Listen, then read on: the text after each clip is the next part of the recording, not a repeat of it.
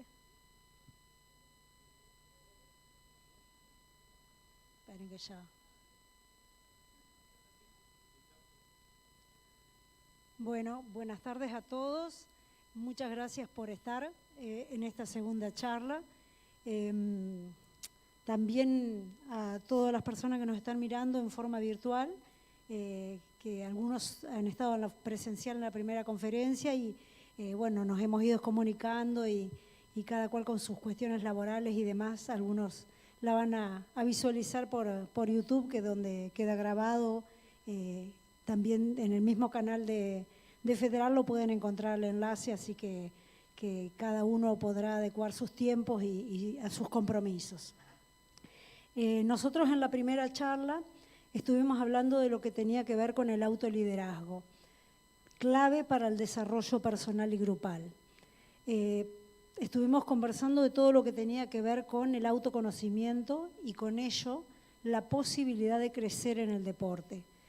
Hicimos diferentes análisis de cuestiones que tienen que ver con lo que cada uno trae, la forma en que cada uno enfrenta sus emociones, la forma en que cada uno las gestiona y las formas en que de esa manera puede llevarla de una manera correcta hacia sus logros deportivos. Todo eso lo estuvimos viendo con un destino que es, como dijimos, el crecimiento en lo deportivo, pero también, y bueno, lo fuimos conversando después de la charla acá presencial y también nos hemos ido comunicando, donde me han ido comentando sus experiencias y digo, no solamente en lo deportivo, sino también cómo incide todo lo que tiene que ver lo emocional y cómo se traslada el lenguaje en la vida cotidiana. Hoy nosotros vamos a hablar de lo que tiene que ver con la planificación. Como ustedes ya saben, yo soy arquitecta y bueno, mi trabajo es, como les decía en la primera conferencia, es planificar. Planificar y construir son las cosas que yo hago todo el tiempo y bueno, también es mi forma de entender la forma de adquirir y aplicar las habilidades para crecer en el deporte. Creo que la planificación es fundamental y es algo que muchas veces no tenemos en cuenta. Lo hacemos siempre en forma tácita, porque aunque no nos demos cuenta, no lo hagamos registrándolo, estamos todo el tiempo planificando, sea la próxima competencia deportiva, sea el próximo desafío, que algunos de ustedes no compiten, pero sí desafía deportivamente todo el tiempo. Algunos son entrenadores, algunos son profesores, y bueno, siempre hay desafíos por cumplir. Esos desafíos los van planteando, pero muchas veces sin la planificación adecuada. Ya digo, la forma que nosotros vamos a ver hoy la planificación, lo vamos a abordar desde muchos puntos de vista diferentes. Vamos a esbozarlos, porque hay muchas posibilidades. Y así como decíamos que cada uno enfrenta sus emociones, las gestiona, crea su lenguaje, así también cada uno va a encontrar la forma de planificar que más se adecue a su manera de ser. Algunos lo harán mucho más estructurado, algunos lo harán mucho más flexible, pero siempre es importante que se haga. Tomarnos el tiempo para pensar lo que queremos hacer y también pensar para qué hacemos lo que hacemos, que es algo que hablamos en la primera clase. Una vez que nosotros determinemos eso, seguramente la planificación, la estructuración va a ser mucho más fácil, mucho más clara, mucho más útil. También quería recordar el enfoque que es mi intención que le demos a estas charlas, que es, y por eso planteo tantas formas de ver las cosas, con una mentalidad de crecimiento, dejando de lado un poco la estructura que nosotros permanentemente tenemos en lo que hacemos. Y eso nos va a permitir que nosotros crezcamos, que nosotros nos desarrollemos. Pensar en una forma, en lo posible diferente, poniéndonos en otro lado, viendo cómo hacen otras personas, pensando si no nos sirve lo que las otras personas hacen, como para también nosotros adoptarlo. Eso le podemos llamar, o le llamamos normalmente tener la mente abierta, y nosotros le llamamos mentalidad de crecimiento. Creo que es una de las habilidades principales que nosotros deberíamos adoptar como para crecer, para desarrollarnos. Entonces, como muestra la imagen, cambiando nuestro lugar de ver las cosas, nosotros vamos a ver mejor. Nos va a servir más todo lo que nosotros podamos observar, analizar y por ello incorporar.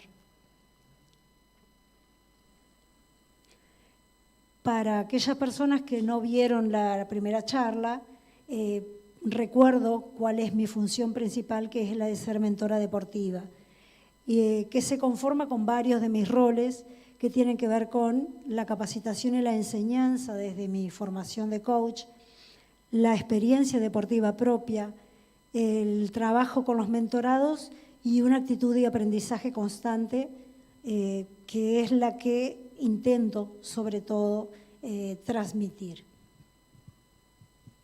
Un segundito. ¿Se pueden subir un poquito?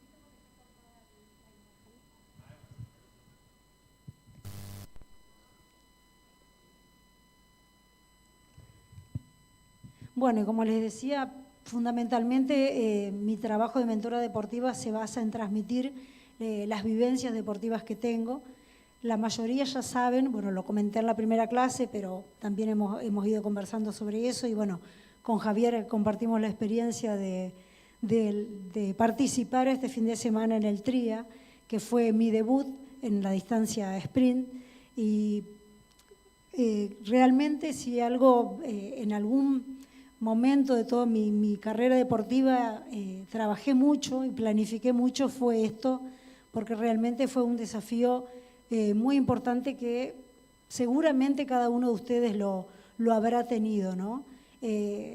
Tuve que usar para aprender a nadar y poder enfrentar el miedo a las aguas abiertas, todas las herramientas que les enseño y que les transmito, les puedo asegurar que las tuve que aplicar a todas, con buen resultado porque estoy viva casi que dieron sus frutos.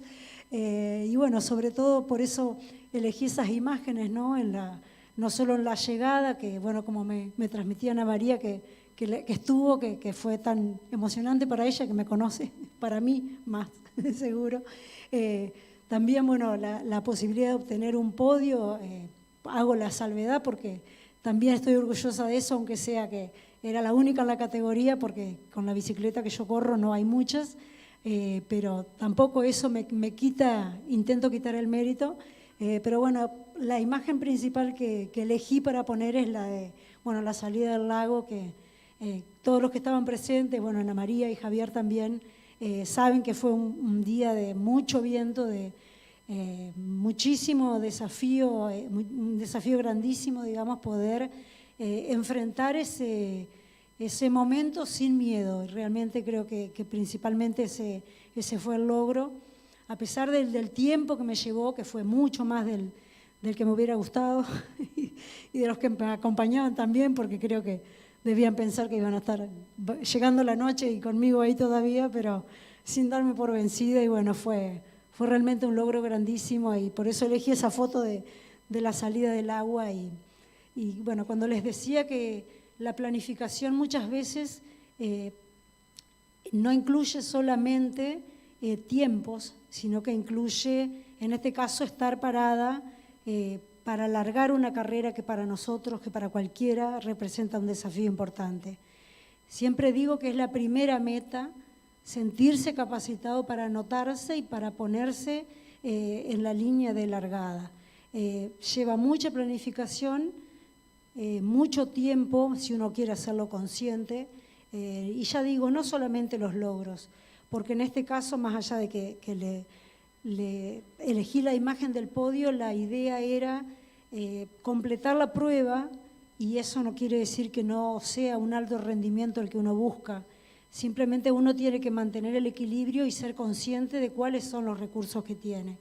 En este caso, la primera meta es largar seguramente muchos se van a sentir identificados.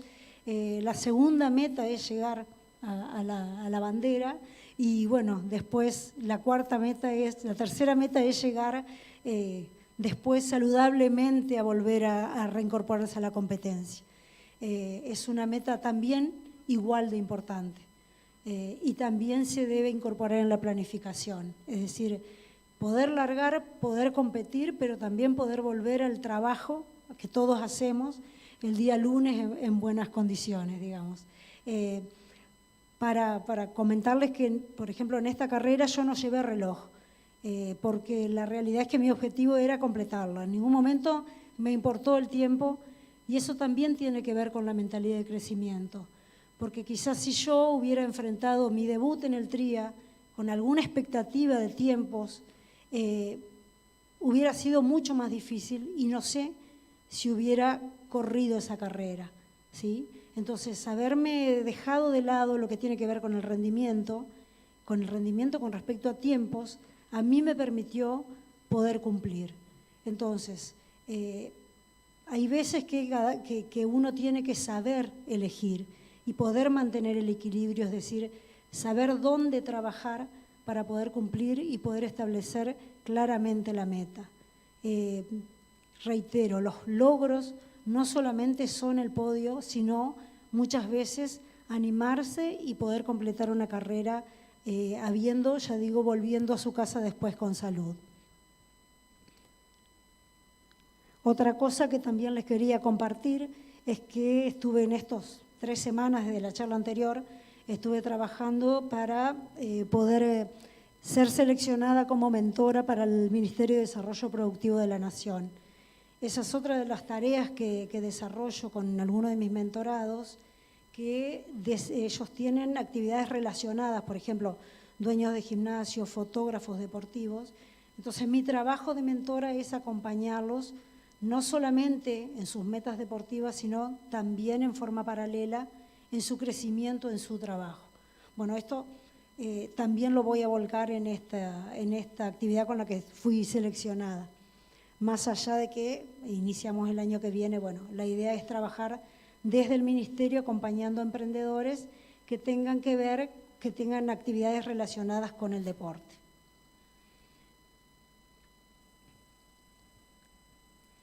Y bueno, volviendo a lo que nosotros estuvimos hablando en la primera charla, donde desarrollamos el tema de los valores, donde cada uno eligió el valor que le parece indispensable para su desarrollo deportivo y también los valores con respecto al equipo. Habíamos dejado una tarea que imagino que la habrán hecho, yo tengo un grupo que seguro lo hizo, así que los voy a invitar a que compartan lo que estuvieron trabajando. ¿Puede ser? No sé si tienen vocera.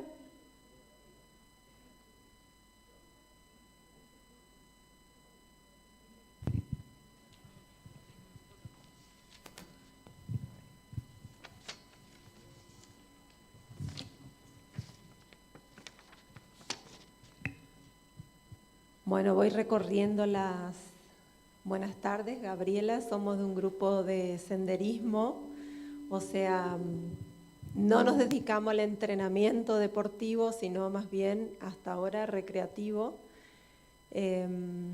Voy recorriendo las consignas y contando un poco.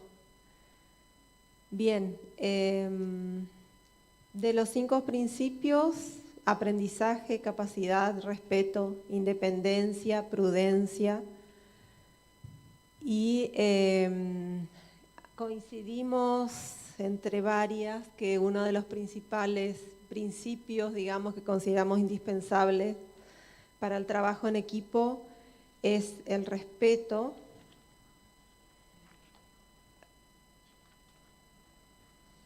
A ver, déjenme buscarlo. Ajá. Lo consideramos como valoración de las posibilidades y limitaciones propias y de los compañeros y aceptación de las diferencias, ¿sí? Bien, y actividades para llevarlo a la práctica. En lo personal, practicar la disciplina, eso es de mi parte. Las chicas seguramente tienen también su actividad para llevar a la práctica. Después en lo grupal, pusimos como juegos de percepción, por ejemplo, ya que en este grupo las edades son muy heterogéneas, las posibilidades también, los estímulos que hemos recibido o que practicamos diariamente. ¿Sí? Yo soy profe de educación física, pero hay otras chicas que tienen otros trabajos más sedentarios, por ejemplo, entonces la estimulación física es diferente, así que, bueno, habíamos implementado esto como un juego de percepción, o sea, imposibilitar diferentes movilidades, digamos, diferentes partes de nuestro cuerpo para poder vivenciar lo que siente el otro, ponerse en el lugar del otro, porque uno de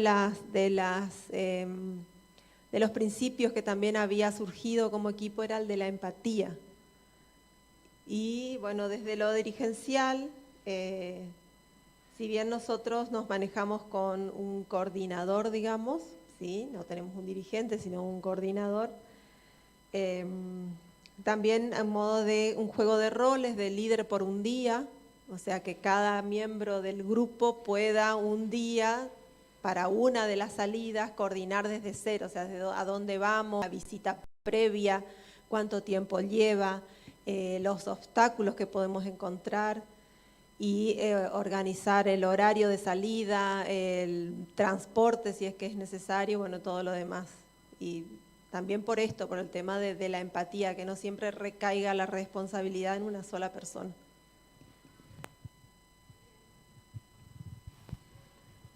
Bien, no sé si alguien más quiere aportar algo de ustedes. Bueno, entonces, repasando lo que habíamos hablado,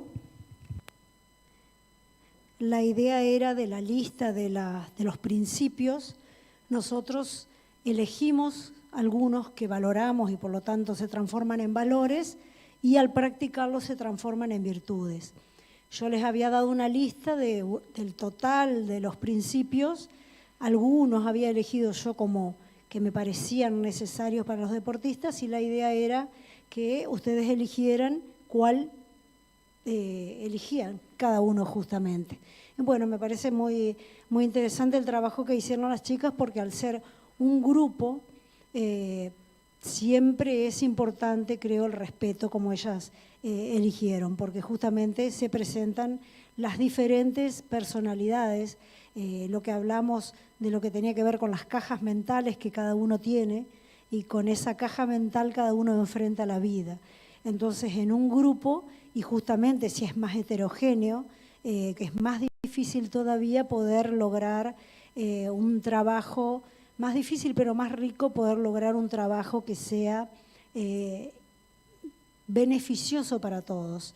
Me parece interesante la propuesta así de lograr de practicar la empatía a través de pensar que cada persona tiene algún tipo de limitación física y ponerse en el lugar de esa persona.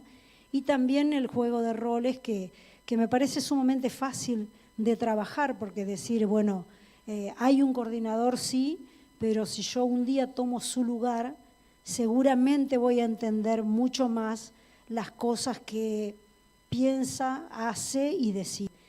Entonces el juego de roles es una dinámica muy fácil de hacer, por supuesto que tiene sus riesgos de que a veces salgan a la luz muchas cuestiones que están ocultas, digamos, detrás de la autoridad. Hay que tener cuidado de cuando uno la practica, que sea con respeto justamente, ¿no? Bueno, muchas gracias, chicas. Otro de los trabajos que habíamos propuesto era lo que tenía que ver con las fortalezas y las debilidades. Yo lo voy a explicar así, queda como dinámica posible también. La idea era que cada uno elija sus 5 fortalezas y sus 5 debilidades. Esto es una dinámica para hacer grupal, que pueden probarla, es muy interesante. Yo elijo mis 5 fortalezas y mis 5 debilidades. El segundo paso es que en una hoja escribo mi nombre y mi principal fortaleza, y esa hoja va pasando en la ronda de todo el equipo, y cada uno tiene que escribir la fortaleza que me encuentran. Entonces, es una forma de practicar lo que escribí arriba como el lenguaje generativo, porque quizás si no es dentro de esa dinámica, muchas veces no nos vamos a animar a decirle a la persona las cosas buenas que pensamos. Es muy probable que nos animemos, como habíamos dicho, a decir las cosas malas y no las buenas. No sé si ustedes la hicieron a la práctica, chicas, y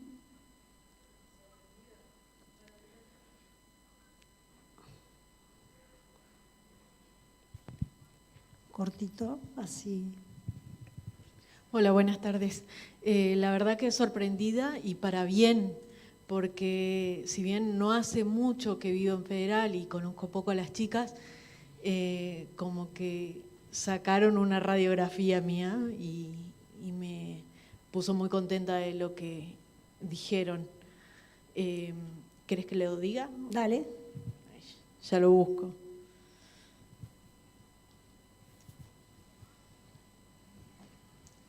Muchas veces no solo que nos cuesta decir las cosas buenas, porque primero que nos cuesta pensarlas, ¿no? Normalmente nuestro instinto de supervivencia nos lleva más a estar a la defensiva y el lenguaje siempre es más reactivo, y eso es lo que hace que no nos comuniquemos desde lo malo, ¿no? Bueno, yo había elegido la energía que yo siento en mí y las chicas pusieron determinación, optimismo, integración, simpatía, respeto. Integración se adapta a situaciones nuevas considerando las diferencias individuales. Superación, fortaleza y alegría. Bien, así que esas fueron todas. Entonces, en el ejercicio de la ronda, cada una de las otras compañeras fue eligiendo las fortalezas que le veía. Les insisto, una dinámica muy fácil de hacer y se puede hacer en cualquier grupo, y los resultados, como dice ella, siempre son positivos porque permite que haya mayor cohesión en el equipo y pasemos de un equipo a un gran equipo, como habíamos visto en la clase anterior. Entonces nosotros cuando hablamos del autoliderazgo dijimos que era ser dueño de nosotros mismos, ser nuestros jefes y dominar nuestros impulsos. Eso era algo así como la síntesis que podíamos pensar desde un lenguaje sencillo lo que es el autoliderazgo. Hablamos de para qué conocer las fortalezas y las debilidades, y también entonces dijimos que era la planificación, era una de las cosas importantes y por eso la elegimos para nuestro segundo encuentro. Van a leer ahí una frase que elijo siempre porque me parece sumamente representativa, a pesar de que el año 4 a.C., ese que tiene sus añitos la frase, por ahí la encuentran un poco cambiada, pero más o menos siempre es así. Ningún viento es favorable para aquel o para quien no sabe dónde va. Es una frase muy simple, muy fácil de comprender. También hay algunas que hablan de que lo relacionan con un velero y demás, por ahí la frase les suena conocida, pero yo creo que representa la esencia de la planificación.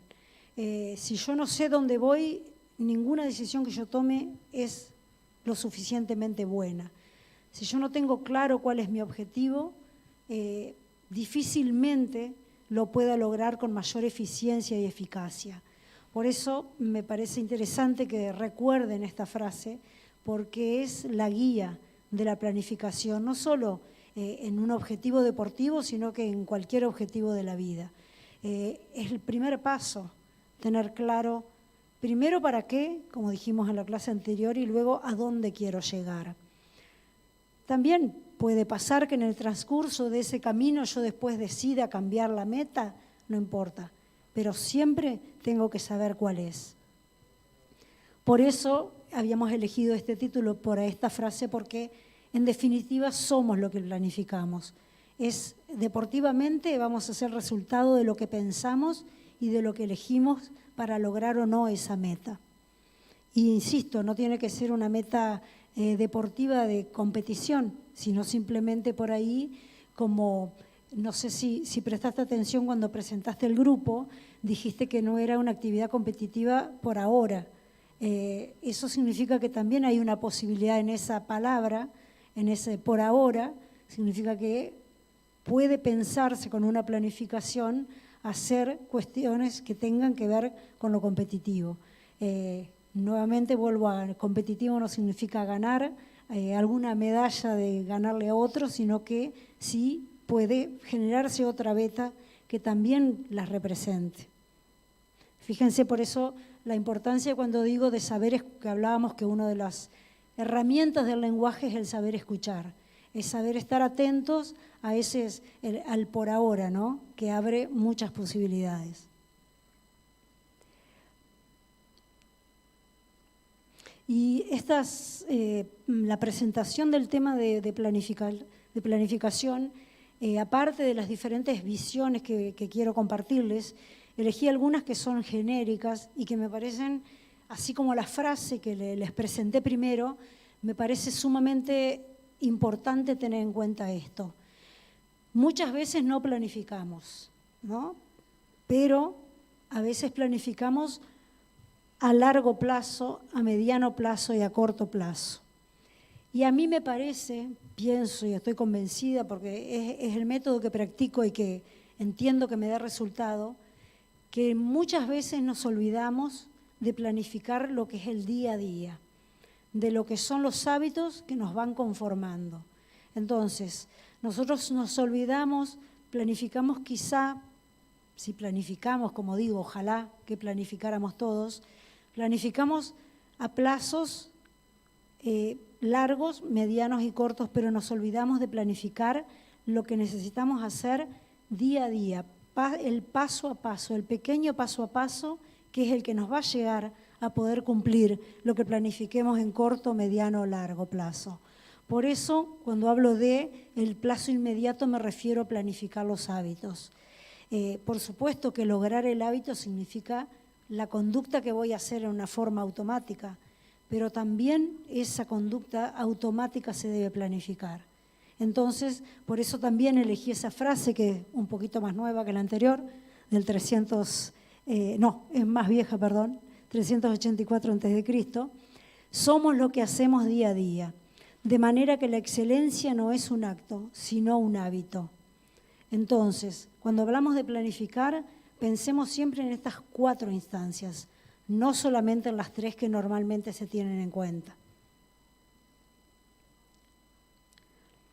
También, cuando hablamos de planificar, podemos pensar para cualquier desafío que querramos en lo que tiene que ver con el círculo de la confianza.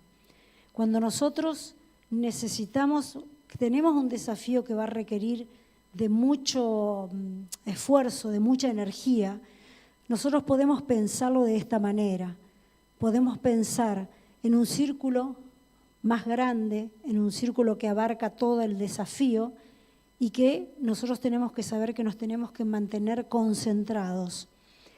Un círculo inmediato interior que tiene que ver con la atención y el círculo pequeño que tiene que ver con el foco. Nosotros tenemos que pensar cada desafío en esas 3 instancias. El foco es estar concentrado en lo más pequeño, atención, ampliar ese radar y concentración siempre estar dentro de un evento. Yo lo estuve practicando mucho, como les decía, para lo que tiene que ver con la natación. El foco era, en mi caso, prestar atención a lo que tenía que ver con la brazada inmediata, con la respiración en el momento, concentrado en que eso salga lo mejor posible. Atención es salir de pensar en eso y pasar a pensar en la boya próxima. Y concentración es pensar ya en cuando llegue a salir del agua y poder estar en la bicicleta. Entonces, estar haciendo foco en algo demanda mucha energía. Nosotros lo que tenemos que saber es ir fluctuando entre esos 3 círculos, pero nunca salirnos de la concentración. Entonces, eso lo que nos va a permitir es que nosotros construyamos nuestra confianza, y cuanto más nosotros establezcamos cuáles cosas tenemos bajo nuestro control, tenemos la posibilidad de ir eliminando lo que son las sorpresas. A veces no nos damos cuenta que la ansiedad que tenemos frente a algún desafío tiene que ver porque hay muchas cosas que, a pesar de que podíamos controlar, no lo hicimos. Entonces, esa sorpresa hace que yo tenga que salir de esos 3 círculos y empiece la ansiedad. Entonces, insisto, la forma en que podamos controlar la ansiedad es eliminando las causas que puedan generarnos sorpresas y poder mantenernos dentro de esos 3 círculos. La idea es siempre, como les decía, ir fluctuando entre esos 3 estados: concentración, atención y foco. Cuando nosotros ejercitamos eso en una competencia, seguramente el resultado va a ser siempre mucho mejor, porque nosotros no vamos a salir de esos 3 círculos y vamos a evitar ponernos a pensar en cosas que no tienen nada que ver con respecto a lo que nosotros estamos haciendo. Entonces, la mente con atención plena en lo que estamos haciendo seguramente nos va a traer un mejor resultado. Esto se entrena muchísimo, lo que tiene que ver con en los entrenamientos, por supuesto, ¿no? Cuando yo voy, por ejemplo, trotando, voy concentrada en la etapa de foco, voy concentrada en la zancada, voy concentrada en el braceo. Bueno, también lo pueden hacer las chicas que hacen trekking. Después, cuando pienso en lo que tiene que ver con la atención, es pensar en cuándo voy a llegar a un determinado punto, concentrarme en eso. Y también la concentración significa en qué voy a hacer cuando termine y demás. Es decir, todo el tiempo mi mente tiene que estar concentrada en esas 3 instancias. Eso entonces va a permitir que mi rendimiento sea mejor, porque no desperdicio energía yendo para ningún otro evento que no tiene que ver con lo que estoy haciendo. Insisto, todo esto es importantísimo entrenarlo en los entrenamientos justamente.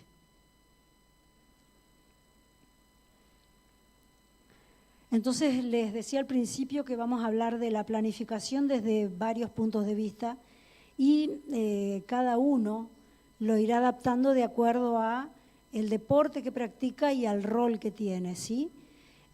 Primeramente quería hablar de lo que tiene que ver con la identidad como deportista, el objetivo del trabajo que hace un mentor deportivo, que hace un coach, que hace un psicólogo deportivo, que tiene que ver con trazar las metas.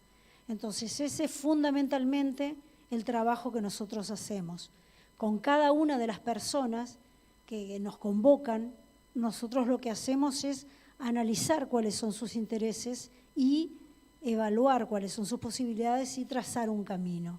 Ese es fundamentalmente el trabajo que tiene nuestro acompañamiento. Y no solamente hacia el mentor deportivo, sino hacia el psicólogo deportivo. Bueno, hoy no está la chica que trabaja en salud mental. Pasa muchas veces que los deportistas piensan que es algo para solamente aquellos que aspiran a un alto rendimiento, pero dejando de lado que en realidad cada uno tiene sus, como le decía en la primera clase, sus bloqueos mentales que hacen que su rendimiento no sea el que fuera posible si se analizaran y si lograran derribar esas barreras que cada uno se creó para su crecimiento deportivo. Entonces, nosotros tenemos que dejar de lado que prepararnos es solo para el alto rendimiento, deportistas profesionales, para los que tienen problemas, es la salvación para obtener resultados deseados. Con una charla de motivación se gana, hay un método que sirve para todos, el entrenador es psicólogo, el mentor deportivo es el buchón del entrenador. Y también hay otro mito que por suerte ustedes no lo practican, no lo tienen, no lo deben vencer, que es que la gente piensa que se se fija mucho en lo que van a pensar y si concurren, por ejemplo, a este taller, se cohíben o no, o piensan que la gente va a decir que si yo me preparo, me las creo, pienso que soy una élite o que, bueno, todos esos mitos, por suerte, ustedes no los tienen que derribar y por eso están acá, entendiendo que la mejora seguramente va a ser para ustedes y para todo su entorno. Y cuando hablamos de lo que es la preparación para competir, digamos, mi idea es mostrarle a algunas de las personas con las que he trabajado, con las que trabajo también, con respecto a lo que no tiene que ver con la edad, ¿sí? Porque seguramente muchos de ustedes son padres y ven que sus hijos, a pesar de que son pequeños y participan no en una forma competitiva aún, muchas veces tienen algunas cuestiones que no pueden resolver y ojalá todos se animen a convocar a alguien para ayudarlos. No necesariamente para que sus hijos sean un Messi o sean un LeBron James o a cualquier deportista de alto rendimiento, pero sí no hay que tener miedo para convocar a alguien para que nos ayude o ayude a los que nosotros consideramos que pueden tener un buen rendimiento, no solo deportivamente, no solo con logros deportivos, sino que les ayude para la vida. Entonces, por eso les quería compartir imágenes de Martina, por ejemplo, que tiene 12 años.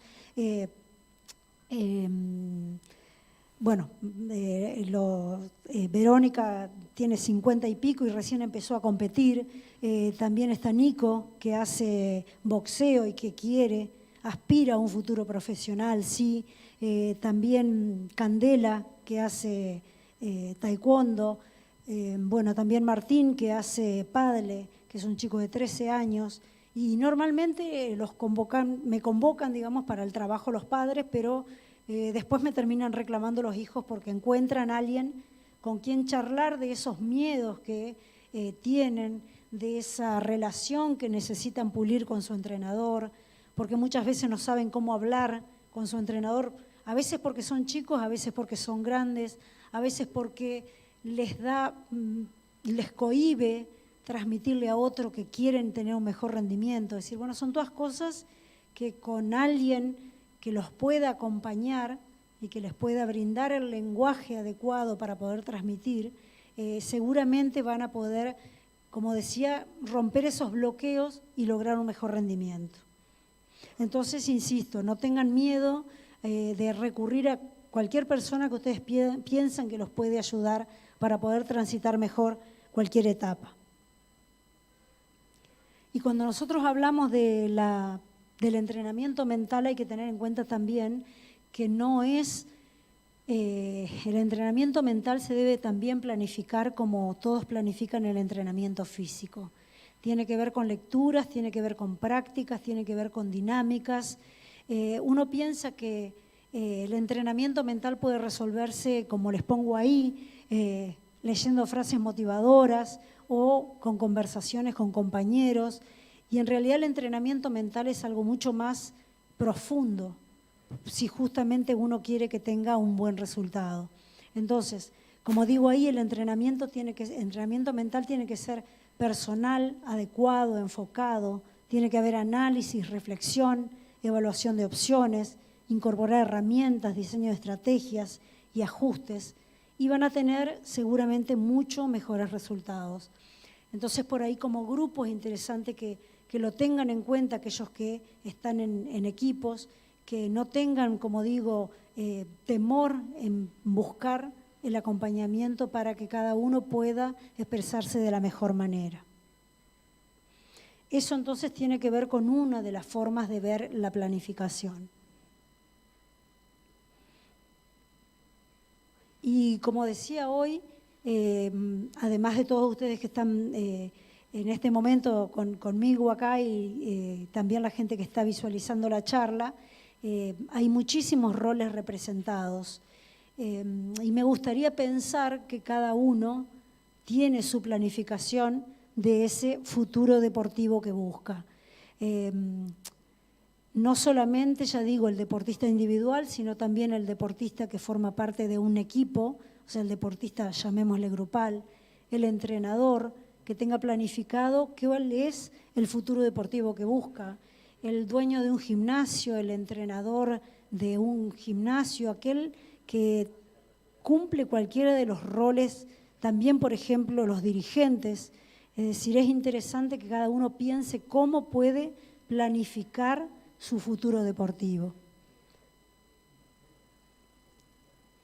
Y hay muchas herramientas posibles.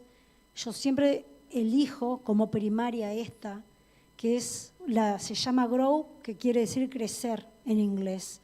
Y las siglas representan lo que tiene que ver con las metas, las realidades, las opciones y la voluntad que tengo de cumplir.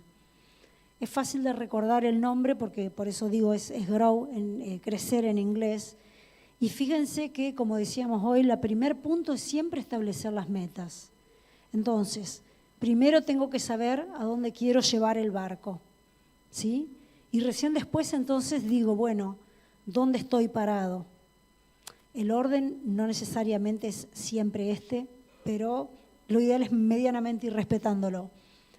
Después digo cuáles son las opciones para llegar a esa meta y después establezco un plan. Por eso elijo esta herramienta porque, como puede verse, es muy sencilla, aunque, como toda herramienta, por más sencilla que sea, si uno no la usa, queda afilada, guardada en el galponcito del fondo y no sirve para nada.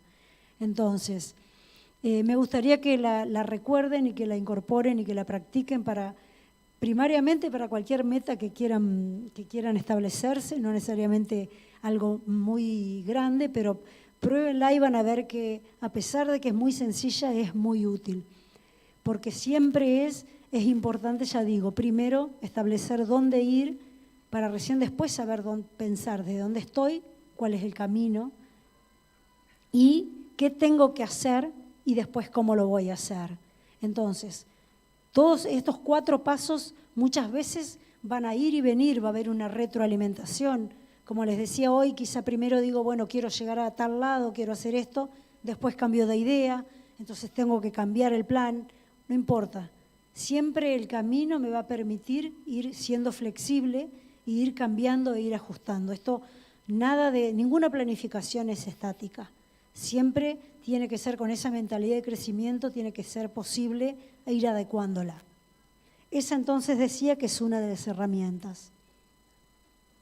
Otra de las herramientas, quizá alguno de ustedes tenga formación en administración, tiene que ver con se llama el análisis FODA, que son las fortalezas, las oportunidades, las debilidades y las amenazas. Es una herramienta muy conocida también que permite hacer el análisis de esas 4 cosas, ¿no? De lo bueno y lo malo que yo tengo y de lo bueno y lo malo que tiene el entorno. Pero en esta herramienta muchas veces se evita o no se llega al paso más importante, que es cruzar toda esa información. Es decir, con mi fortaleza, ¿cómo puedo rebatir la amenaza que hay en mi entorno? Bueno, es una herramienta que ya digo, en principio parece sencilla, lo complejo es cuando yo empiezo a cruzar toda la información. Yo en este caso les mostré un ejemplo que era en mi plan deportivo cuando yo decidí analizarlo para la búsqueda de sponsor. Entonces, primero pienso cuáles son las fortalezas y las debilidades que tengo, después pienso cuáles son las amenazas y cuáles son las oportunidades del entorno y después cruzo toda esa información. Como dirigentes, esta sería una herramienta fundamental para utilizar, pero ya digo, completa, no solo pensando en las 4 variables aisladas, sino cruzando toda la información. Con cualquier meta que yo quiero, que es lo que yo pinté de amarillo, se puede hacer ese trabajo. Siempre siendo totalmente objetivo con la información que le incorporo, porque eso es otro problema que tienen las herramientas. Si yo la información que le vuelco no es clara y no es útil, el resultado no va a servir para nada. Entonces, es importantísimo tener en cuenta eso. Esta también es otra de las herramientas que yo utilizo para aquellas personas que están en un entorno deportivo, ya están desarrollando una actividad y quieren lograr un crecimiento hacia lo profesional. Fíjense que es una herramienta que está hablando analiza varias de las cuestiones de las personas, del deportista o del dirigente, ¿sí? Y lo llamo, volviendo a la importancia del lenguaje, nosotros hacemos un primer análisis que es, y le llamo telaraña de adversidades. Entonces analizamos todos esos puntos desde la parte negativa. Por eso le llamamos, buscamos las adversidades en lo que tiene que ver con el saber hacer, soportar la presión, reversibilidad, disfrute, entorno, asumir responsabilidades, objetivos, comunicación y puntos de referencia. En esa herramienta entonces nosotros analizamos todos esos aspectos desde desde el punto de vista negativo.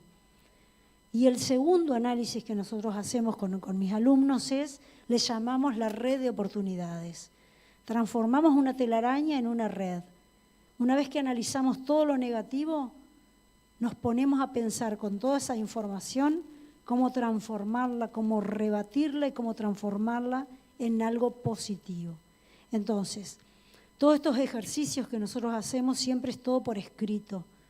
Eso es algo que yo siempre recalco y remarco porque, bueno, como las chicas habrán visto, digamos, siempre lo escrito te ayuda a ordenar. Esto, seguramente si yo me pongo con alguno de ustedes y hacemos este ejercicio, les salga fácil contar las cosas, pero cuando uno tiene que escribirlas, las va a clarificar mucho más. Y el resultado va a ser mucho más útil. ¿Por qué? Porque yo después lo puedo tomar dentro de un mes y analizar lo que pensaba hoy y ver si sigo pensando lo mismo. Y si lo que antes era una adversidad ya lo pude transformar en una oportunidad. Bueno, hay una retroalimentación importante. Otra de las formas que podemos pensar la planificación es como mi rol en el deporte. Como decíamos recién, hay entrenadores, hay dirigentes, también por supuesto hay deportistas, hay profesores, y lo que yo les voy a mostrar rápidamente es el análisis de lo que yo hice cuando empecé a trabajar como mentora deportiva y haciendo las capacitaciones que hago.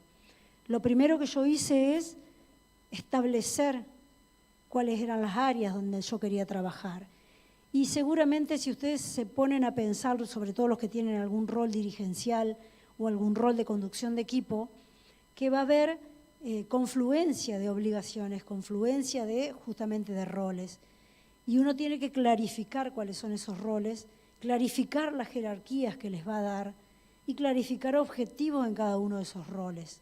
Porque yo, por ejemplo, puedo ser integrante de un equipo, pero también formar parte de la comisión. También puedo ser, por ejemplo, padre como de algún deportista que lo integra. Es decir, puedo a la vez estar con varios roles a la vez. Entonces, también puedo ser, por ejemplo, dueño de un gimnasio, puedo ser profesor de educación física, puedo ser entrenador de un equipo. Bueno, lo importante es determinar cuáles son los roles que tengo y en cada uno de ellos establecer un objetivo primario, un objetivo que yo le llamé general. Después de cada uno de los objetivos, uno tiene que evaluar yo en este caso utilicé la herramienta que se llama SMART. SMART quiere decir inteligente en inglés, y uno tiene que evaluar cada uno de los objetivos con las siguientes variables. Si es un objetivo claro, si se puede medir, si es factible, si es importante y en cuánto tiempo lo voy a hacer. Esto me gustaría que lo recuerden nuevamente con la palabra SMART, que es inteligente, que es la forma de evaluar un objetivo que me planteo, ¿sí? Entonces, dijimos que el objetivo sea específico, que se pueda medir, que sea posible, que esté alineado con mi visión, que sea importante y en cuánto tiempo hacerlo. Entonces, por ejemplo, si como ustedes como grupo deciden establecer alguna actividad que sea competitiva, es decir, establecer, ese sería un objetivo y empezar a clarificarlo con esa sigla SMART, es decir, empezar a darle forma. Cuando hablábamos hoy de Grow, que decíamos primero es una meta, después saber dónde estoy y después establecer el plan. Y a medida que uno va trabajando en esa planificación, va abarcando cada vez más aspectos, lo va haciendo cada vez más de lo general a lo particular. Y muchas veces pasa, como en este caso me pasó a mí, que la forma en que yo había diagramado los roles en el principio de mi plan tuvo que cambiarse. Lo decidí cambiar porque me di cuenta de que no había sido una clasificación clara. Entonces, cuando ustedes se sienten a hacer su planificación, ya digo, nunca tengan miedo de ir haciendo cambios, porque justamente eso es lo que permite que uno avance. Cuando uno determina como meta, por ejemplo, participar en determinada competencia, uno tiene que ir haciendo los pasos que me van a llevar a eso.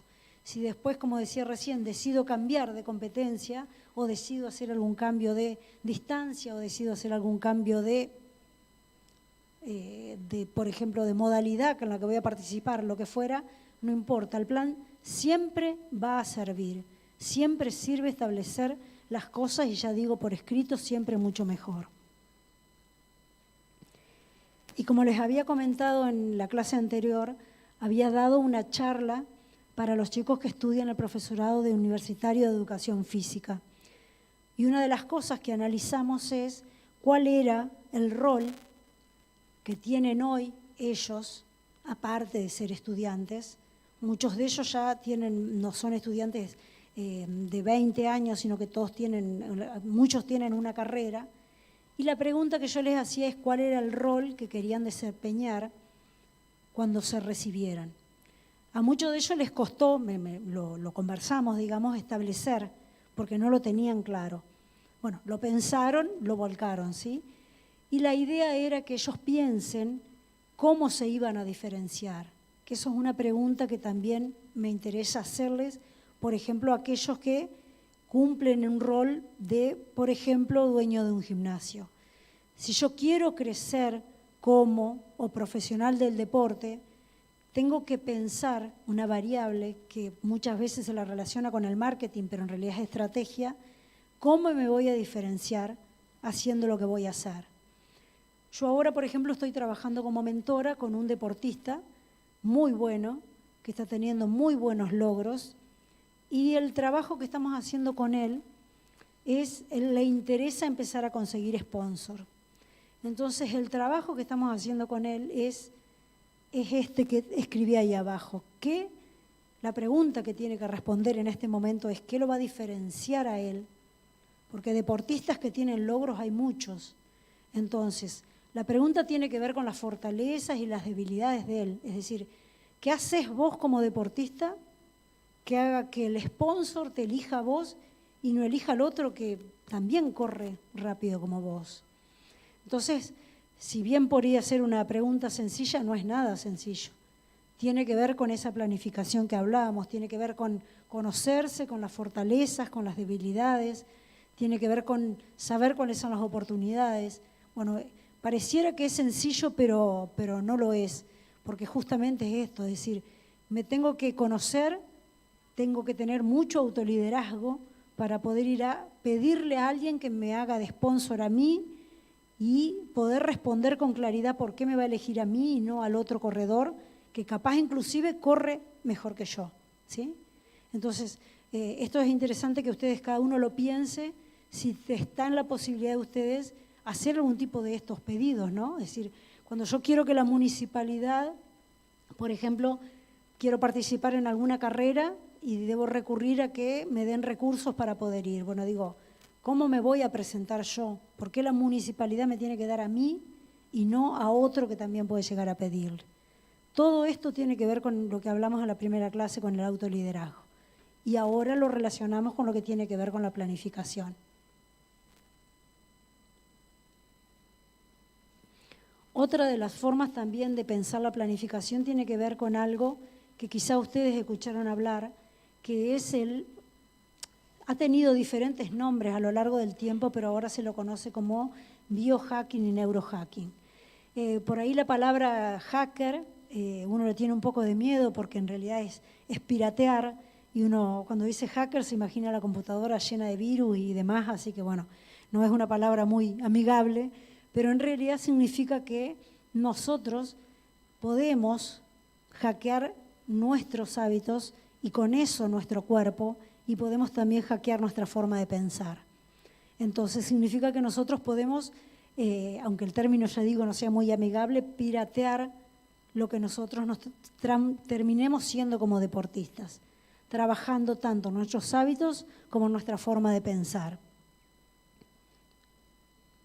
Y trabajando en eso yo preparé, digamos, una guía donde hablo de eso, pero siempre desde el punto de vista de lo que tiene que ver con lo gratuito, le llamamos nosotros, ¿no?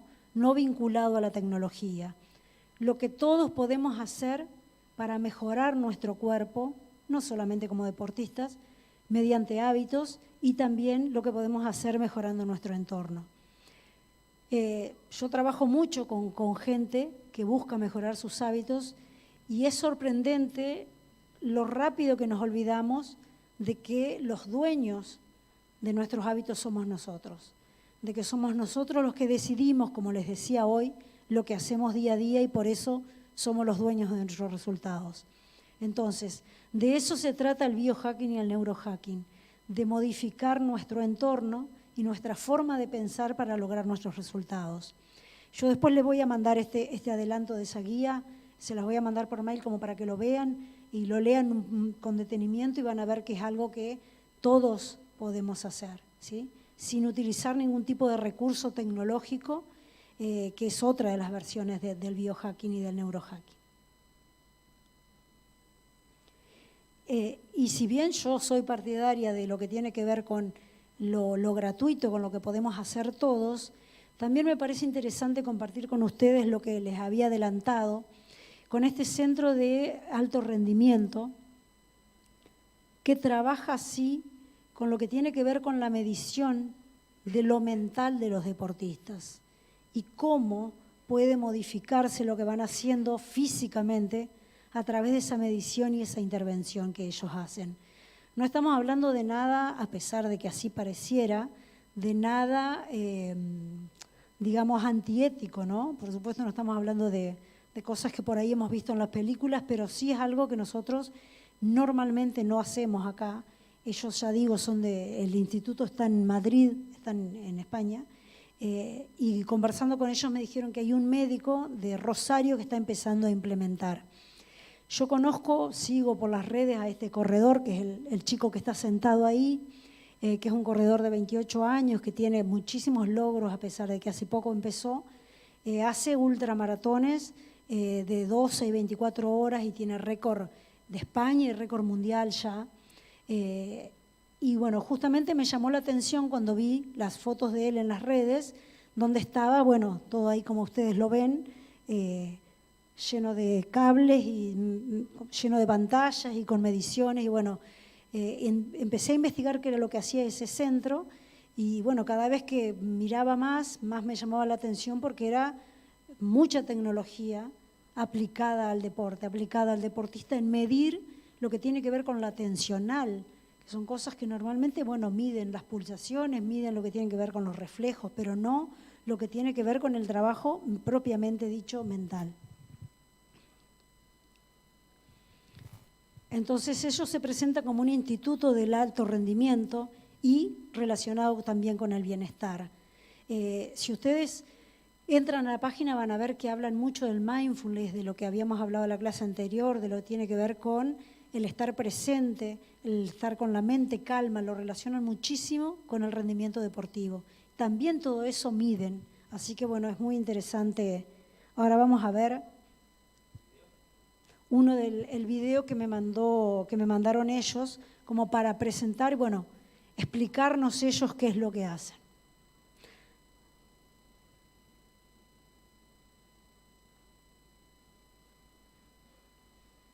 El que está segundo.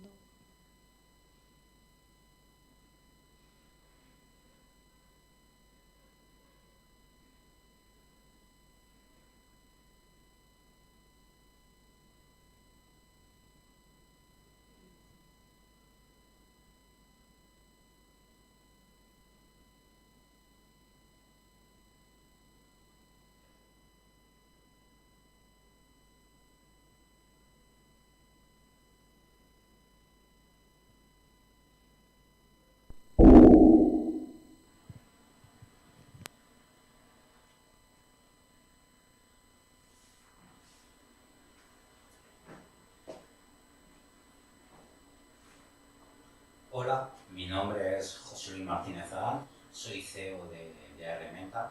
Llevamos más de 12 años dentro del mundo del alto rendimiento en la elaboración y la planificación adaptada a las necesidades y a los momentos de cada deportista. Para nosotros la combinación de la tecnología con el alto rendimiento encuentra su máxima expresión en NeuroTracker, Neurofeedback y Biofeedback.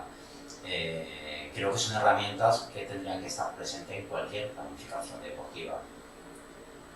NeuroTracker es un gran entrenamiento para los deportistas a nivel cognitivo, perceptivo y visual, el cual entrena y aísla nuestra atención, nuestra percepción, nuestro foco de atención. Podemos entrenar por separado los diferentes tipos de atención, como puede ser la atención selectiva, la dinámica, la distribuida, la resistencia a la atención, incluso mejorar nuestra memoria de trabajo. Después tenemos Neurofeedback. Neurofeedback es un entrenamiento de ondas cerebrales. Al igual que vamos al gimnasio a entrenar nuestros músculos, con Neurofeedback podemos entrenar nuestras ondas cerebrales para manejar nuestros estados de manera voluntaria según lo que demanda la tarea en cada momento. Al final, nuestro cuerpo y nuestro cerebro es como una bombilla, pero no se enciende o se apaga. Funciona con mayor o menor intensidad y esa intensidad la producen las neuronas. Y las conocemos y se dividen esa intensidad por ondas cerebrales. Esa actividad eléctrica la podemos medir con EEG o Neurofeedback, el cual nos informa cuáles son las ondas predominantes y cómo se relacionan entre sí, desde ondas bajas, medias y rápidas. Por último, tenemos Biofeedback. Biofeedback es igual que Neurofeedback, pero entrena respuestas psicofisiológicas, respuestas de nuestro cuerpo que creemos que está fuera de nuestro alcance para poder manejarlas de forma voluntaria. Con Biofeedback podemos evaluarlas, estudiarlas, entrenarlas y adaptarlas a cada momento de la planificación deportiva para poder manejarlas de manera consciente y así tener una mejor capacidad de adaptación y evolución para irnos adaptando a las circunstancias futuras, es decir, seguir evolucionando nuestro rendimiento. Dentro de una temporada deportiva pues pueden aparecer muchos factores. Algunos son potenciadores y otros son limitadores. Limitadores pueden ser pues, la presión, las obligaciones, el sobrevivir, es decir, estar sobreviviendo a cada circunstancia, sobrevivir durante el camino. Luego hay otros factores que son potenciadores, que podemos cambiar los anteriores por estos, como pueden ser los retos, la pasión, vivir. Me refiero con vivir a disfrutar el camino, disfrutar cada cosa que vamos consiguiendo. A todo esto nos puede ayudar el biofeedback. Nos ayuda porque nos traduce de una forma que entendemos las respuestas de nuestro cuerpo. Unas respuestas psicofisiológicas como pueden ser el MG, mide y entrena la tensión muscular, como puede ser la conductancia de la piel o la resistencia electrodermal de la piel, que nos lleva, lo que tanto se habla en el rendimiento, buscar ese punto de activación óptimo que es muy personal para cada persona. El punto de activación óptimo ya no solo para el rendimiento, sino para la calma, para la alerta, para la recuperación. Luego tenemos la temperatura periférica de la piel. Con la temperatura pues es un factor que nos ayuda a entender el equilibrio de nuestro sistema nervioso autónomo. Cuando nuestro cerebro se relaciona muy mal con el estrés, limita el flujo sanguíneo a las extremidades. Pues eso lo podemos medir y estudiar con biofeedback. Ayuda mucho a la recuperación, nos informa mucho de la capacidad de recuperación y el control emocional que tenemos en cada momento. Luego tenemos la hematoencefalografía, el PIR, el cual mide el flujo sanguíneo en nuestro prefrontal, en nuestras áreas frontales. Muy importante para la atención, los diferentes focos de atención, ancho, estrecho. Al final, nuestro prefrontal ayuda al cerebro a coordinar, es el corazón y el pulmón de nuestro cerebro. Luego tenemos uno de los factores, incluso puede llegar a ser el más importante dentro de una planificación deportiva, son los tiempos de recuperación y las intensidades con las que entreno entre competición y competición. competición, después de una competición, antes de la competición. Aquí el biofeedback puede ser una de las herramientas más potentes por medio de dos sensores o dos respuestas psicofisiológicas que no hemos visto antes, mediante el EKG o EVP y un sensor de respiración. Podemos de manera objetiva saber cómo se está adaptando nuestro cuerpo a las cargas a las que está siendo sometido. Si no le dejamos un tiempo de recuperación, de asimilación, difícilmente se podrá ir adaptando y optimizando para las siguientes competiciones o los siguientes entrenamientos. Por medio del HRV y la respiración podemos estudiar ciertos parámetros como puede ser el SDNN, RMSSD o el HRV+MIN, que nos pueden ir informando en cada momento de cómo estamos en calma, cómo estamos en rendimiento general, en bienestar general. Nos va a ir marcando cómo tenemos que entrenar y de qué manera tenemos que entrenar para poder llegar a ese máximo rendimiento y no encontrarnos con un sobreentrenamiento o incluso con riesgo de lesión. El HRV es el método más eficaz para poder llevar a cabo, no de una forma perceptiva, de una forma objetiva, la planificación de un deportista, con datos a nivel respiratorios y a nivel de la frecuencia, de la variabilidad de la frecuencia cardíaca del corazón. Dentro de una planificación deportiva para un deportista hay un limitante muy grande que es el factor tiempo, que no sobra. Necesitamos que la recuperación y la optimización sea lo más rápida posible. A esto nos ayuda el biofeedback de HRV, llevando un buen seguimiento, informando de cómo estamos y cómo tenemos que hacer las cosas, y eso lo potenciamos con el biofeedback de respiración, porque cada persona, cada deportista tiene una resonancia de respiración individualizada, que nos lleva a agilizar todo ese proceso de recuperación y asimilación, oxigenando y llevando nutrientes necesarios a todas las partes de nuestro cuerpo para una mejor readaptación y evolución.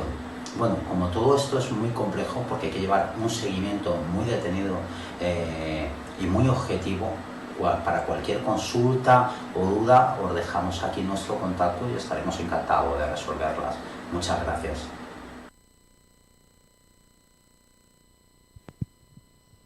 Bueno,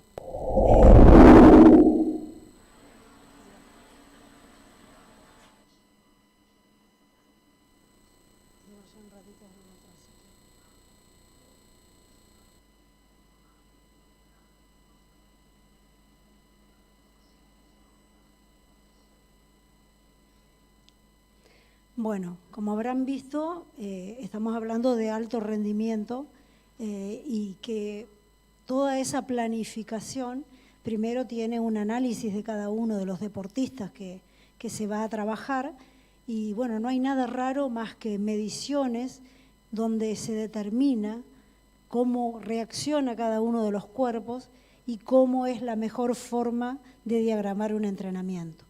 Por eso digo, son deportistas de alto rendimiento donde, como explicaba Manuel, el tiempo entre el deporte que practican y el tiempo de recuperación tiene que ser cada vez menor. Si bien nosotros no tenemos esa exigencia, es interesante, me pareció conocer que existen todas estas herramientas, más allá de que no estén a nuestro alcance, no solo, digamos, dentro de las posibilidades, porque no están en el país siquiera.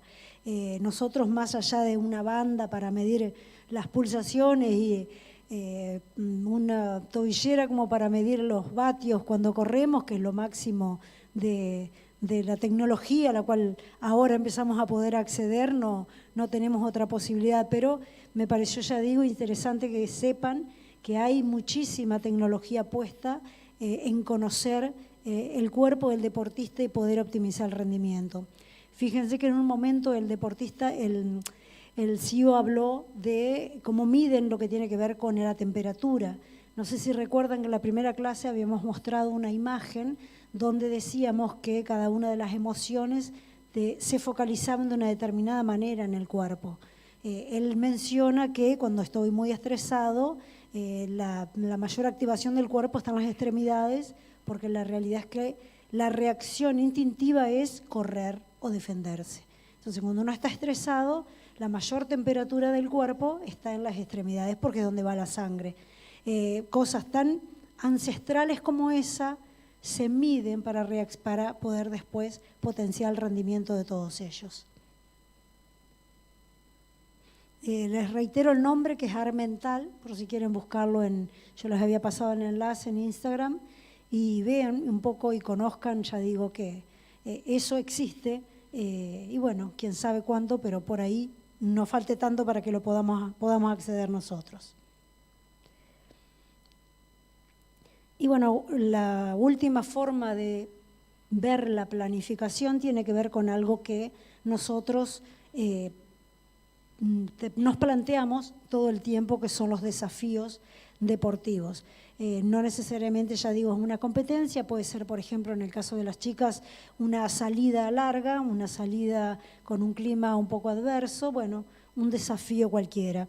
Y me gusta esta frase, me gusta tenerla siempre presente, porque me parece que representa un poco el objetivo de la planificación. No importa el tamaño del perro en la lucha, sino el tamaño de la lucha en el perro. Es decir, que nosotros en nuestra cabeza tenemos que saber primero que lo que nos proponemos es posible. Es lo que hablamos hoy con el círculo de confianza, es generarse la posibilidad de pensar que lo podemos hacer. Entonces, el tamaño del perro va a entrar dentro de mi cabeza y va a ser posible. ¿Cómo se genera eso? Como yo hablé en mi posteo con respecto a la natación, no es simplemente con palabras. El perro se va haciendo posible, la lucha con ese perro se va haciendo posible paso a paso y con acciones. Me interesa siempre desterrar lo que le llamo al positivismo facilista, de pensar que uno solamente pensando las cosas e imaginándolas ya lo hace posible. Deja de lado lo más importante, que es la acción, ¿sí? Uno puede pensar que es posible cualquier cosa, pero tiene que hacer lo necesario para transformarlo en eso. No es solamente el pensamiento facilista, como le digo. Y una de las formas también aparece nuevamente la palabra hack, la palabra pirateo, en una técnica que me gustaría, yo después les voy a compartir el perfil de este entrenador, que me parece interesante, que él plantea la forma de enfrentar un desafío en 3 etapas, o en 3 puntos, no necesariamente en ese orden, ¿sí? Lo primero es reinterpretar mi desafío, quitarle dificultad a la parte objetiva, es decir, dejar de pensar que algo es difícil, que algo es costoso, que algo es complejo, o cualquiera de los otros juicios que nosotros normalmente hacemos, ¿sí? También después, una de las formas que propone de hackear el cerebro es quitarle sufrimiento a lo que yo voy a hacer. Y para que ustedes vean que no solo son palabras, sino que hay técnicas, está la escala de esfuerzo de Borg, donde una de las cosas que se le pide a las personas es que clasifique la dificultad. Insisto con esto que tiene que ver con registrar, insisto lo que tiene que ver con ponerle nombre, con ponerle número a las cosas, hace que todo sea más accesible, que todo sea más posible. Y esto es una forma que digo, a algo tan subjetivo se le puede poner también un número. Eso también es una dinámica posible en un trabajo de equipo, donde cuando voy a, por ejemplo, a enfrentar un partido en el equipo, esta es una técnica posible de decir, bueno, ¿cómo lo va a clasificar cada uno? Y explicar por qué le da el puntaje que le da. Entonces, algo tan subjetivo como digo, que es una percepción, se puede transformar en algo más objetivo y le quito sufrimiento a lo que pienso. Y también el tercer punto, que tiene que ver con lo que hablamos el otro día, con el autodiálogo, ¿sí? Poder aprender a que nuestros 2 cerebros, el azul y el rojo, que le llamamos el ángel y el demonio, que están todo el tiempo en conversación, tengan un diálogo más amigable. Entonces, insisto de nuevo con la importancia del autodiálogo, en saber manejar nuestro discurso interno. Hay muchísima bibliografía sobre eso, así que si a alguno le interesa específicamente cómo trabajar con el autodiálogo, hay muchas cosas fáciles de hacer, ejercicios fáciles de hacer. Insisto, siempre durante el entrenamiento se pueden ir incorporando, ¿no? Uno no tiene que dejar pensar que eso se practica en la carrera, sino que justamente se entrena en los entrenamientos. Y también les había compartido que íbamos a contar con la participación de Jorge, que es teniente coronel del Ejército y tiene muchísima experiencia en todo lo que tiene que ver con estrategia, más allá de que él es licenciado en estrategia, ¿sí? Él escribió un libro, porque él es jugador y entrenador de rugby durante mucho tiempo, y bueno, ahora también, y escribió un libro que es muy interesante, que se llama De la guerra al rugby. Bueno, yo le pedí que comparta su experiencia con nosotros, porque, ya digo, no solo tiene su entrenamiento militar digamos, de gran escala, que le permitió participar en guerras como en Chipre y demás, como parte de las misiones que se envían, sino que él entiende, como entendemos nosotros, que todo lo que practicamos en el deporte se puede volcar en lo que hacemos día a día.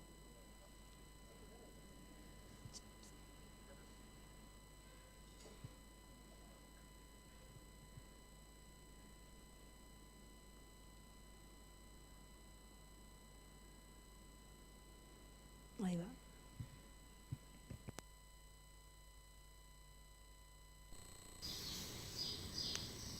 Bien, hablemos del planeamiento. El planeamiento en el deporte, en relación al planeamiento en lo militar, tiene mucho en común, como también lo tiene con los negocios y otras áreas de interés. Porque planificar es una forma de organizarnos.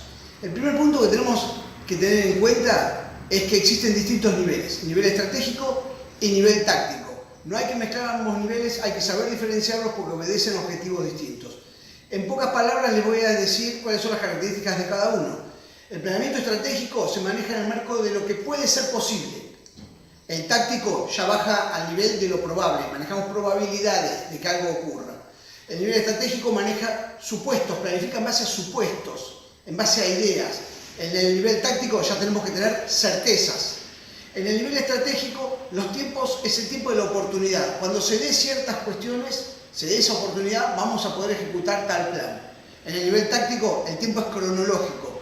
Hora, minutos y segundos. No hay más vuelta atrás. Por último, en el nivel estratégico podemos pensar sin limitaciones. Todo lo que esté en el marco de lo posible lo podemos planificar. En el nivel táctico ya entramos en el ámbito de lo racional. Objetivos concretos, bien claros y bien definidos, y tenemos que tener los medios para alcanzar esos objetivos. Esas son básicamente las dos diferencias entre el planeamiento estratégico y el planeamiento táctico, ¿sí? Dos cuestiones más al respecto. Normalmente en el medio podemos colocar un nivel que se llama operacional, que es el que se encarga de llevar a la tierra las ideas de lo estratégico, o sea, operacionalizar las cuestiones estratégicas, llevarlo a lo práctico. Y el otro tema que tenemos que tener en cuenta es que normalmente el estratégico es un planeamiento de largo plazo o de muy largo plazo, cuando el táctico se enfoca en el mediano y en el corto plazo. Primer punto, diferenciar lo estratégico de lo táctico. Vamos al punto 2. Planificar es aprender a gestionar la incertidumbre.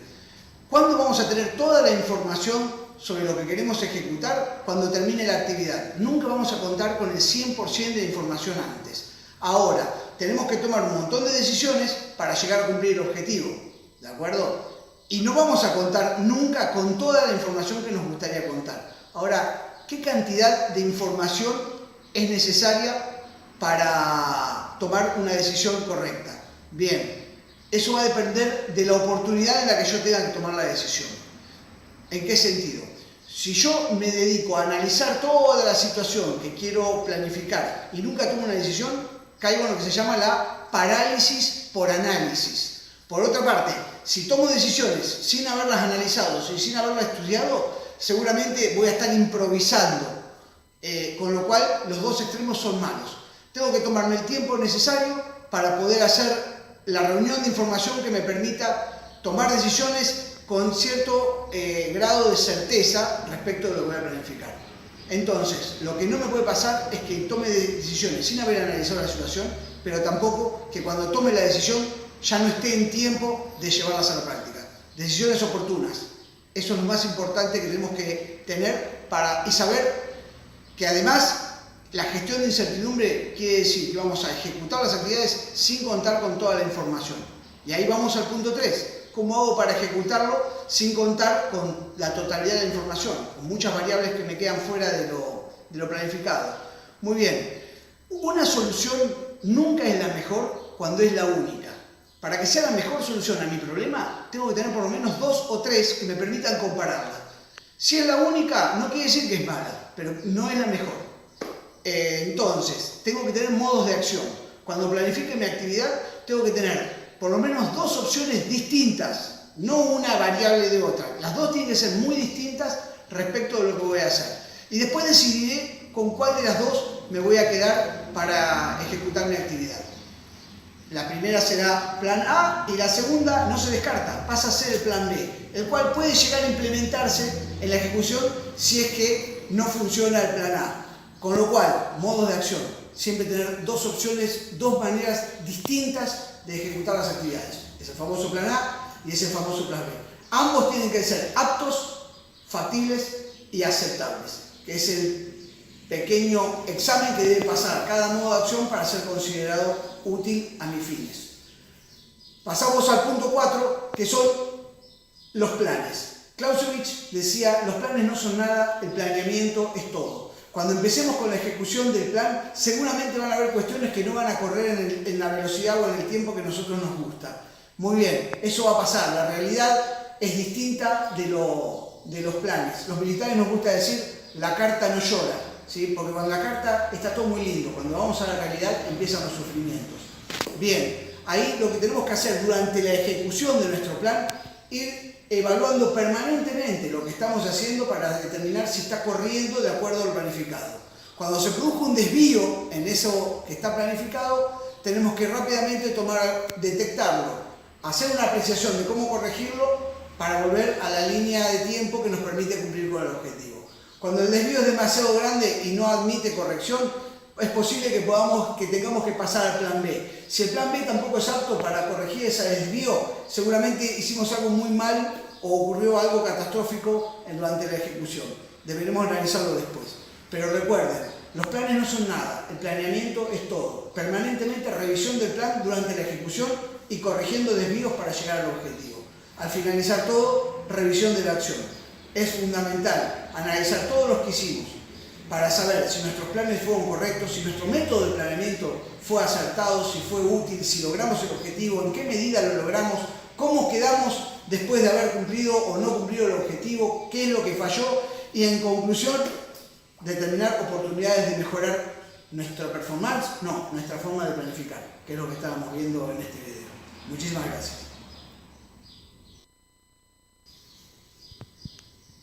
Bien, hablemos de planeamiento.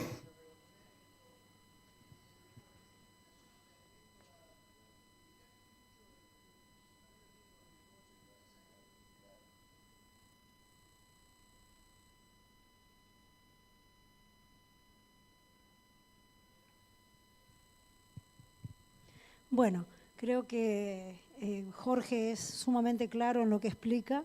Nosotros normalmente hablamos de que planificamos estrategias y bueno, normalmente en realidad lo que planificamos son las tácticas con las cuales vamos a llegar a cumplir nuestros objetivos con varios modos de acción.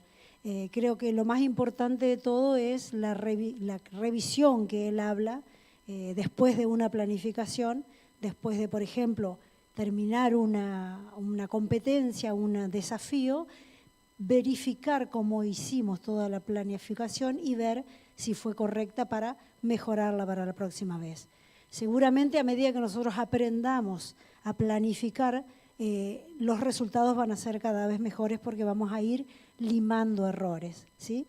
Bueno, por una de las últimas cosas que le quería compartir, que ya lo fui mencionando, son las 3 herramientas que elegí para dejarles, que son las que más utilizo yo y las que me parecen más importantes de transmitir, que son respirar, registrar y repetir. Yo creo que en mi caso, y por eso se los quiero compartir, son de suma utilidad, más allá de que las palabras tienen varias acepciones, pero bueno, creo que en el caso de la gestión de las emociones y en el caso de el manejo de todo lo que hacemos como deportistas, el respirar me le llamo no solo a aprender a respirar, literalmente hablando, aprender al uso que tiene cada una de las respiraciones, la respiración diafragmática, la respiración abdominal y demás para mantener la calma, para bajar las pulsaciones. También en respirar podemos hablar de el tomarnos nuestro tiempo, ¿sí? Podemos verlo desde esos puntos de vista.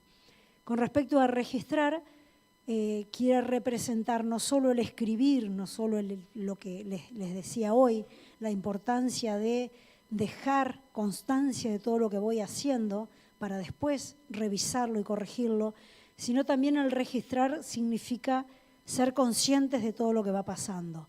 Es decir, tomar nota de todo lo que el entorno nos va devolviendo de lo que nosotros hacemos, ¿sí? Y al repetir se valora como el método, el cómo entender que nosotros vamos a lograr nuestros triunfos deportivos siendo disciplinados, siendo persistentes. Y por eso lo dejo como último, que me parece la base de todo logro deportivo. La persistencia, el no abandonar, el cambiar las veces que le sea necesario, la planificación. Lo importante siempre es la persistencia, el repetir. Y eso es, como decía la frase de Aristóteles, la excelencia es un hábito. Y por último, para finalizar, les quería compartir la historia, no sé si la conocen ustedes, de este corredor inglés que vio frustrada una participación en un juego olímpico, creo, los datos se me van un poco, pero él decidió que iba a romper el récord de la milla. La milla tiene 1,6 kilómetros, se había corrido a más de 4 minutos. Ese era el tiempo que se creía posible como mínimo para un ser humano poder correr esa distancia. Él decidió entrenarse con otro grupo y en una carrera de menor importancia decidió que era el momento de batir ese récord. Y fue una prueba muy interesante porque él corrió a pesar del viento, hay muchos cuentos, muchos relatos sobre esos 4 minutos, donde él va contando cómo se siente a medida que van pasando el tiempo, porque justamente el desafío era de que recién en 1954, en 1954 se pensaba que era algo imposible para el ser humano. Cuando llega el momento de que él termina la prueba y se desploma y después empiezan a decir cuál fue el tiempo que hizo y empezaron a decir 3, significaba que se había batido el récord mundial que se creía posible. Fue una gran algarabía, digamos, muchísima alegría y demás, porque bueno, se había demostrado que era algo posible. Y es muy significativo en ese momento de romper era una barrera mundial, ¿sí? Era una barrera del hombre, lograr correr la milla en menos de 4 minutos. Y es interesante, por eso le rescaté esta frase, porque él dice, después en la entrevista, ¿no? Los médicos y científicos dijeron que era imposible romper la milla de los 4 minutos, que uno moriría en el intento. Por lo tanto, cuando me levanté de la pista después de colapsar en la línea de la meta, pensé que estaba muerto. Me parece muy representativo y muy interesante de la fuerza que tienen los pensamientos en el logro de nuestras metas. Así que bueno, muchísimas gracias a todos y a disposición para lo que necesiten de todo lo que fuimos viendo. Muchas gracias.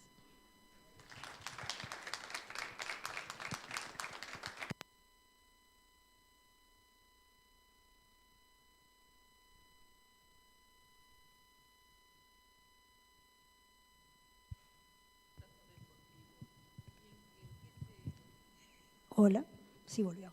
En el caso de... Ella es deportista y en realidad ella practica deportes, pero a la vez es fotógrafa deportiva. Entonces, ella...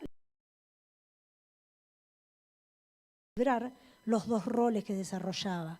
Es decir, cómo podía dar lugar a las dos cosas que a ella le apasionaba hacer.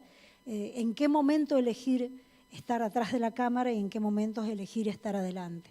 Y cómo podía ella transmitir de mejor manera que otro que no practicara deportes, a través de sus fotos, lo que los deportistas sentían. También, por ejemplo, hicimos un trabajo con una chica que es deportista, pero también tiene un gabinete de varias cuestiones que tienen que ver con el wellness, el bienestar, con masajes y demás. Entonces también la idea es siempre analizar sus dos roles y ver cómo potenciar ambos. Y ya digo, en qué momento, cómo ella poder trasladar sus experiencias deportivas y sus sentimientos y sus sentires a sus clientas, digamos, de lo que tiene que ver con el gabinete. Entonces, se genera una retroalimentación porque la persona tiene que, al analizar tanto, tiene que hacer una valoración de lo que, como insistimos, en las fortalezas y las debilidades que tiene, y eso, todo eso que gana como deportista y como persona, sin duda que lo transmite después.